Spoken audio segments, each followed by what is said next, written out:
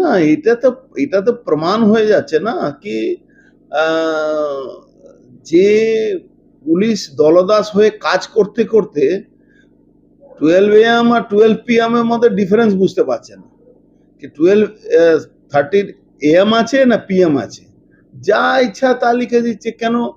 চটি চাটতে গেলে আইন ফাইন তো পড়তে হচ্ছে না বা দেখতে হচ্ছে না, ও একটা ফরম্যাট বানিয়ে রেখে দিয়েছে, ক্লিক করে মেরে দিচ্ছে, বলে এটা পাঠিয়ে দাও, এটা পাঠিয়ে দাও।